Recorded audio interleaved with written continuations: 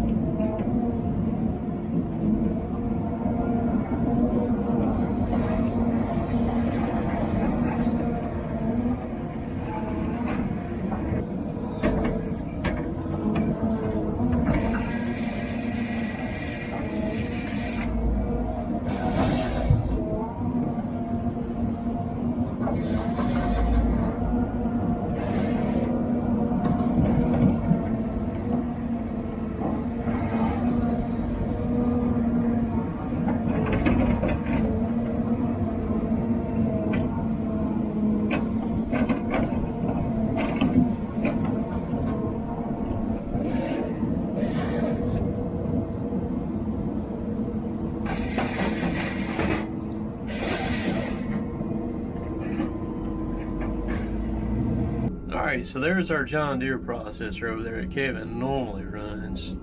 And he right now is on, that's an 855, actually an H855E Tigercat with a Waratah 624C head on it, which is that's the same head that we run on the John Deere over there.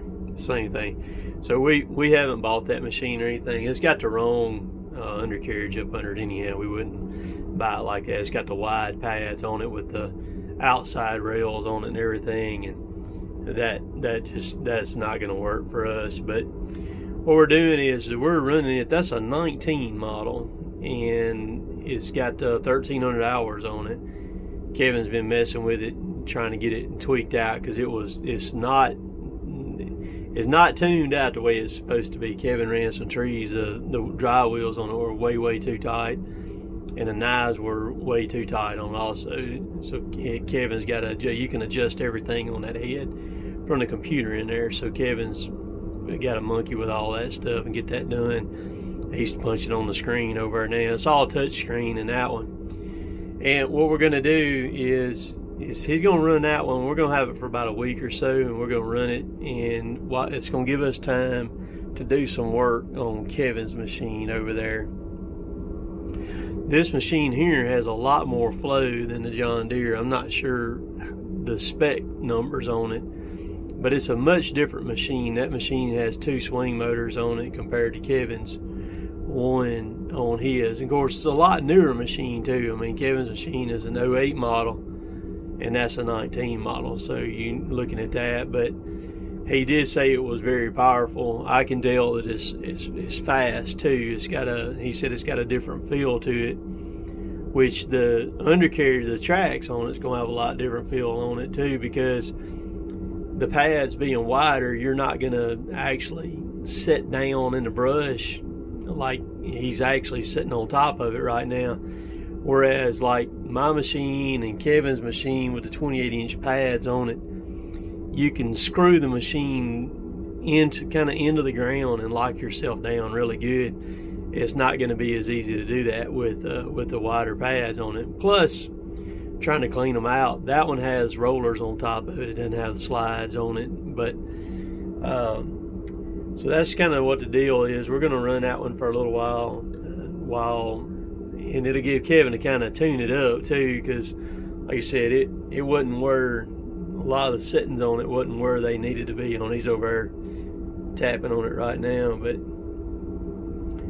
so it'll be interesting to see his thoughts after he's run that machine for 3 or 4 days. Now, one big difference about that head compared to ours, that's a 360-degree rotate wrist on that head compared to ours. We can't spin our head all the way around. That one there, you can spin it around and around and around, just like my loader grapple up here. So that, I've seen him, that's going to help him out a lot stacking tops, because with that one over there, it throws him off a little bit when he comes straight completely back, because he can't turn them all the way in line. So he has to make his timing right, where when he spits the top out to get it laid right in the pile. Whereas that one there, it doesn't matter. He can, no matter what angle he's at, he can spin that top to lay it in the pile. I seen him there when he was first starting out. It was kind of watching him. He was overcorrecting it, because being used to that one over there. That machine has a 6-7 liter engine in it, compared to Derek's. Derek's has the 8. I think Derek's is an 8.7 liter FPT, and that one's a 6.7, which is going to be the same thing that they're putting in the skidders now too. That head also has it's got the butt saw on. It's a 750, just like Kevin's old one over there, and the top saw on that one is also a 750. So it'll be interesting to see his thoughts, or hear his thoughts on the 750 on the topping saw, because on our other one over there, it has a 404 for the for the top install. That's what it's got on it. So it's actually got a smaller chain on the top end rather than the larger one. And that one there has probably got auto tensioners on both, I'm sure. Kevin's old one over there doesn't have auto tensioners on it. You have to manually tension the chain, which is a little bit aggravating. The auto tension and stuff, man, that's where it's at in the logging world with these big chains and stuff. See, my Rotabeck up there's got an auto tensioner on it, man. That thing's cool as heck.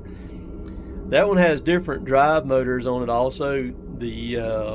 In the center belly of it, the drive motors are different than what's on Kevin's old one over there. They look a little bit more robust, beefier. That whole clamshell on that machine, the whole hood on it's on hydraulics, and it raises on it too. It's kind of like Derek's 830 a little bit, but there's more room on that one than on Derek's there. They got a huge hunk of steel under the bottom right there where it says Tigercat. You see that thick piece of steel? And then above that thing, underneath the radiator, in the compartment back there, it's got a huge stack of weights, plated weights, stacked in there. It's like right in front of where it says Tigercat in that cavity right there. I mean, a huge stack for counterweights. I'm not sure what the fuel capacity. I don't think it holds near as much fuel as Kevin's does over there. But these new machines, like what I'm running and Kevin runs, we both hold 268 gallons. I think the new John Deeres like these don't hold but right around 200 or so. So they kind of cut the capacity on them, which I like the big capacity fuel tanks because it allows you to run the long time on them. I can run over a week on mine on a tank of fuel. So I've got the truck backing in right now. I've loaded 19 so far. This is fixing to be number 20 for today, and it's 3 o'clock. So we've had a good day today. All right, so I'm gonna talk to Kevin on the radio about it. He's been running it about 2 hours now, I guess. And he just said on the radio that the people that had it was just running it. Everything on it was on factory settings, and it's not set up nowhere near what the potential could be on it. So he's going to tweak her on out and get her the way that it's supposed to be. But I'm gonna ask him a couple of questions about it. He don't know that I'm gonna do this here. He don't know I got the camera running right now. So what is your thoughts on that cab? You know, I know you run that 822 a lot and got a bunch of hours on it. That cab right there on that one, just a couple hours in it so far. It's a lot like that 822 as far as looking out the windows and stuff. You're sitting back further in the cab, so you're actually in the shade. The sun's off of me a lot better in this cab than like in the John Deere. But the cab noise are about the same. And stuff. I need to adjust on the joystick some. And I need to tweak on a couple of things in here to get a little bit more comfortable for me. But overall, I mean, the cab's nice. I mean, the cab's nicer than that 822. But I mean, it's definitely a nice cab on it. Yeah, I think that was the 822 is like an 04 model. That machine's quiet till that fan reverses on it. Boy, when that fan reverses on it, I can actually hear it inside this thing when it reverses and you turn with your butt right there toward me like that. I can hear it plain as day.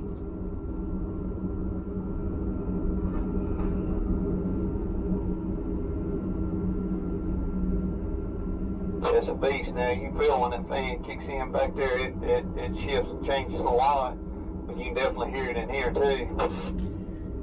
That's one thing that Tigercat did on their machines. They forever in logging equipment here in the southeast, the humidity, you mix the humidity in with the heat, it makes it very, very tough. And Tigercat, right off the bat, they knew that back, it's going on nearly 30 years now, knew that was one thing that they had to work on. If they were going to build a machine, they were going to have to make it cool.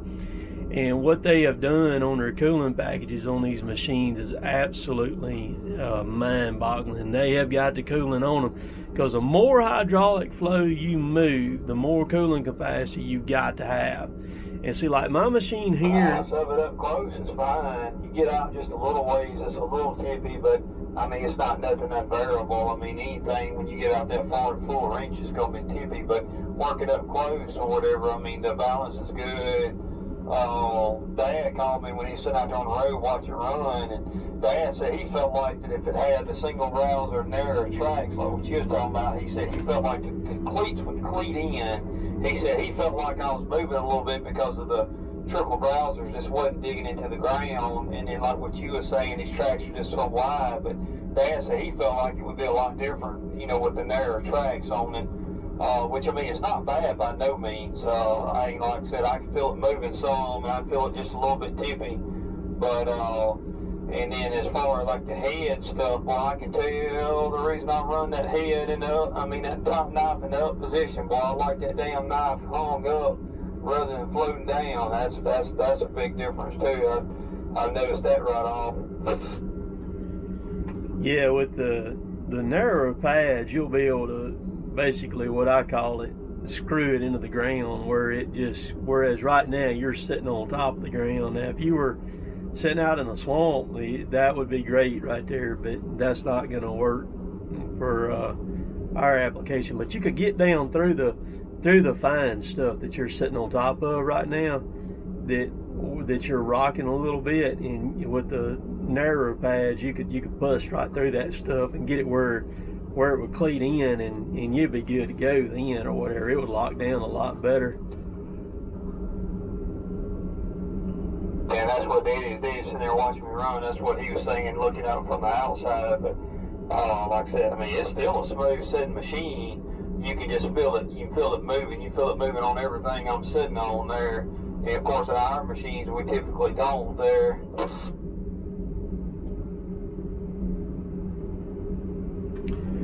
So there y'all go. Going back to what I was saying before Kevin started talking, that machine over there it's got enough cooling on it to get it by, but it's got an auxiliary cooler on it to make it where it would get by. And I don't know why when Deere and Hitachi was doing those machines like that, why they didn't on those go ahead and do it like that. Now, as they went to the trying to find in, I have not successfully found a find in there yet, unless they don't have it programmed on a button there. But I've got to find it there, which I'll find it later. I got to dig a little deeper for you. Now, when they built the G machines like that, well, the D, I'm in a D. When they built it, they did better on them, and in the G's they were supposed to be even better than that. But in our area, if you don't have something that'll cool during the summertime, when we get 60-70% humidity on top of the upper 90 degrees, and then we've got an index that's up there with that humidity around 110 to 115, man, you'll fry these things quick, fast, and in a hurry. Here in the southeast, the air's so thick, and then you put a little bit of debris in them, because they're going to get debris in them as they're running. One thing that has helped in recent years has been the development of the auto reversing fan systems on them. That helps a lot on these machines. Now, I don't have it. Kevin's machine over there don't have it. That 630's got it. The 635 has a reverser on it. That machine auto reverses, and then Derek's machine, that 830 he's on now, it reverses too. That makes a big difference on how clean it keeps the radiator. And what it does is the fan reverse every so many minutes. The fan reverses airflow through the radiators, the cooling system on them. So as it's running and it's sucking that stuff and it's sticking to it, then when it reverses, it blows it back out the other way, and that's a huge bonus on these machines. Now, I know he's got one camera on that machine, because there's one in the back of it. I don't know if he's got one on the side of it too or not, but he's got it's built well. There's no doubt about that. So the people on Instagram got to see the first sneak peek of it, and when we're unloading it. So if you're not following me on Instagram, jump over there. Cotton Top 3 there also. So a processor for where we log at here is a very good way to log. However, you have got to have the right person on it, because that machine, like I said earlier, has not been tuned to get the full potential out of it. And that's the drawback to them here in the Southeast. If you don't have the right guy, or the right guy with the right mentality to run the machine there, you need to keep logging the way that you are, because to log like what we do, Kevin, Derek, and I, you've all got to run these machines, the cost of these machines that we run, you gotta do it a little bit different. You gotta think at a little bit different level. You've got to do things different with the machine. Is it a bad different? No, it's not a bad different. But you can't just like let the machine go. Like that one over there is an 08 model. We got almost 21,000 hours on it now. And this machine here, it's got almost 20,400 hours. You cannot get that kind of hours out of a machine. If you're an operator, you got operators that beat and abuse them. And that shows up even more so in this kind of stuff like what we run right here. You have got to have the right people in the right places. And that's one thing that has made our operation shine and made it what it is over the years, because I've talked since I've been on YouTube now. I started putting videos up 09, did a few then, and then I really didn't start consecutively putting videos up till 2014. So in that time period, I have literally talked to tons and tons and tons of other loggers. And there's been some who have went the route and bought or got a processor type machine, tried to go the route that we went. They didn't necessarily have the right people in the right places, and it didn't work out for them. And then there's been people that have had the right people in the right places, and it has really shined for them. And so I say that to say this: you bottom line, you've got to have the right people. If you don't, it's not going to work. You need to keep doing it the same way that you're doing it. And this is the way that we want to do it. It's easier for us to do it this way. It's, oh my gosh, it's so much easier than a trailer mounted loader and a pull through delimber kind of deal. We're running, you know, a West Coast setup the way that we run here, and we don't track the machine in the woods. We bring the wood to it. That works best for us, because man, we tried it like that where you run it out there in the woods, and it don't work, because I mean, you got a mess then to deal with. You can process out there in the woods. Sometimes if we got a really bad spot or something, we will hub him, set him in a hub location, let him process, and then bring the wood finished up to me. It's a little bit slower that way. It does speed it up if you're in a really bad spot, a bad hill, wet ground, something like that. But preferably we like to run it right here like this, where he's running it straight at me, processing, and I'm just kind of tidying the vial up a little bit as the day goes on. So because those machines are very costly, I mean, you're looking at, you know, well, that machine over there, they're real close to $700,000 now. That's what one of those cost over there. And boy, when you jump off in something like that, you better have your crap together to be able to pay for it, because man, you can sink quick if you're not careful. And then you got to have a mind-boggling amount of wood to flow to make it all work too. If you're buying wood, you better have a dang good timber buyer in front of you putting the wood out, getting it bought. And then if you work for a timber company, which is what we do, they better have a lot of wood for you to run through also too.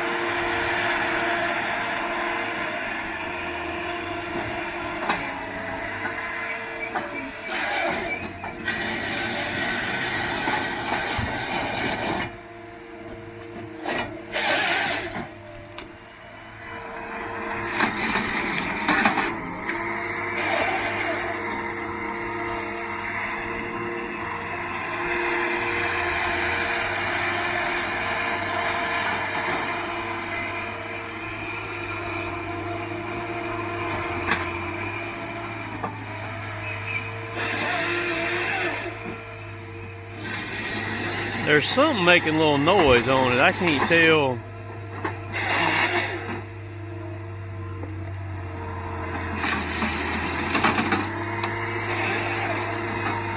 Where that's coming from on it.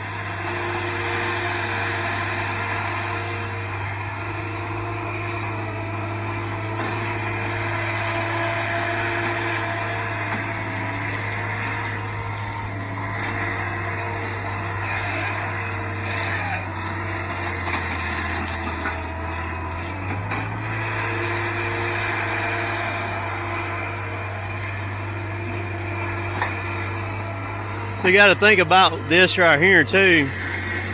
It's a win situation. I may have said this earlier, I can't remember, but for the machine to be on our job, for Kevin just to set it up for the dealer to get that done, get it tweaked out. And then the other thing too, hang on, we'll listen to 635.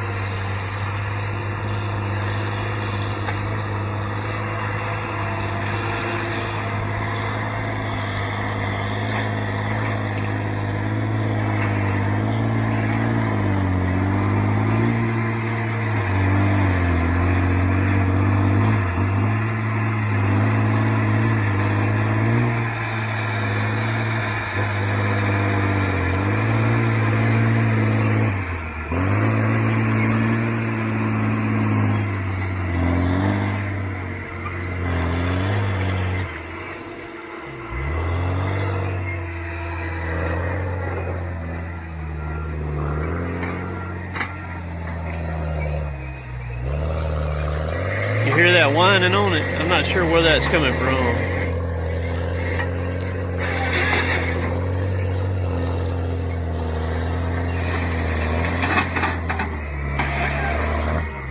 But just the advertising for Tigercat, I mean, I've got 100,000 people at my fingertips right here now.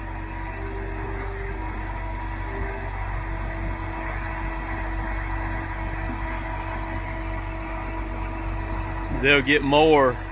They'll get a lot from this.